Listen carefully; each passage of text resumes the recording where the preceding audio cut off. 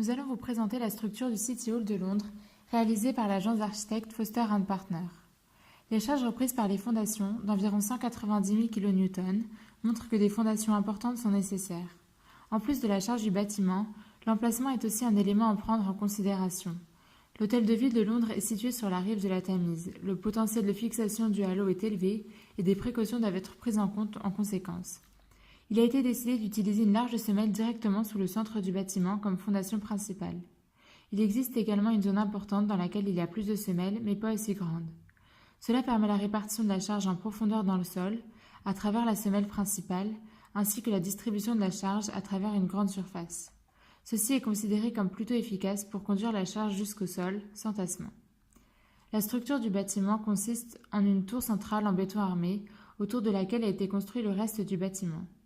Le noyau de béton a une fonction structurelle importante puisqu'il est le seul élément vertical qui part des fondations et supporte les charges des étages supérieurs. Des poteaux en acier placés de façon circulaire supportent également les plateaux des étages. Les charges permanentes, d'environ 137 000 kN, ont été calibrées en multipliant la densité de certains matériaux par le volume de matériaux utilisés.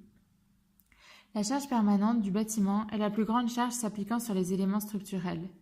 En plus de la charge permanente, la charge variable agit aussi dans le sens vertical. En raison de la forme du bâtiment, il y a des surfaces qui sont soumises à beaucoup plus de charges que d'autres.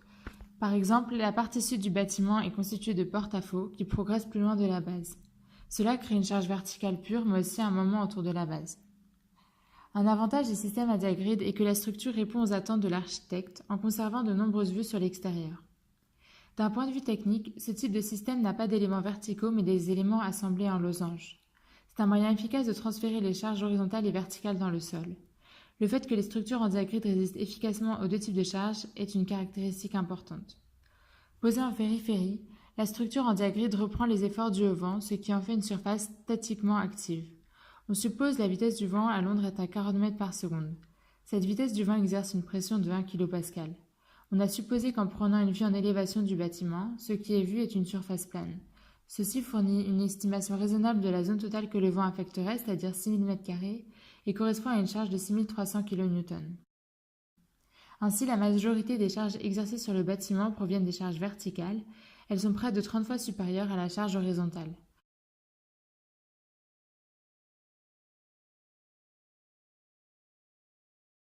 En raison de ces différences, il est plus efficace d'avoir les éléments sous un angle supérieur à 45 degrés. Dans de nombreux cas, l'angle est de 69 degrés, calculé à partir de principes géométriques. Il est courant d'utiliser un angle plus grand au bas de la structure qu'au sommet.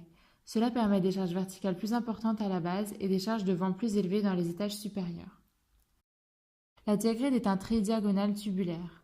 L'utilisation de cadres préfabriqués en acier ayant la forme d'un A a été choisie.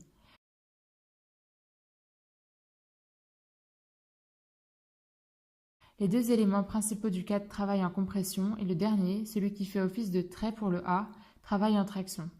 La forme triangulaire de la structure accroît la stabilité. On suppose que le verre extérieur est agrafé.